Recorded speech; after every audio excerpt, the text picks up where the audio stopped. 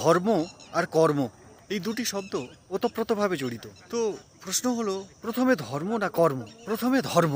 যদি ধর্ম স্থির না হয় তবে আপনি কি কর্ম করবেন?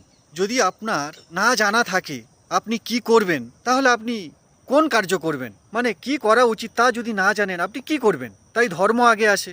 ধর্ম মানে কি? ধর্ম মানে মুক্তি, যা আপনাকে মুক্তি দেয়। তো তাহলে আপনি সেই কর্ম করবেন না যে কর্ম করলে আপনি মুক্তি পাবেন। আচ্ছা, ঠিক আছে, তাহলে আমি সেই কর্ম করব যে কর্ম আমাকে মুক্তি দেয়। কর্ম আমি কেন করব?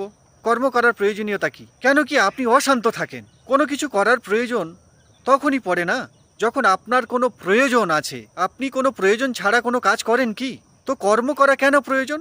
না, আপনি অশান্ত থাকেন, আপনার মন অশান্ত, অস্থির থাকে, চঞ্চল থাকে, সারাক্ষণ কোনো না কোনো বিষয়ে পড়ে থাকে। আপনি বুঝে উঠতে পারেন না যে এ কি হচ্ছে, দুঃখ কেন আছে আমার সঙ্গে? জীবন তো পেয়েছি, কিন্তু জীবনের সাথে দুঃখ, অশান্তি কেন আছে? আমি জীবন পেয়েছি, মরেও যাব, তো এই অশান্তিটা মাঝে জীবনের সঙ্গে কেন জুড়ে দেওয়া হয়েছে? এ অহেতুক দুঃখ কেন জীবনের সঙ্গে বাধ্যতামূলক? অহেতুক দুঃখকে জুড়ে দেওয়া হয়েছে না জীবনের সঙ্গে, তো এটা কেন?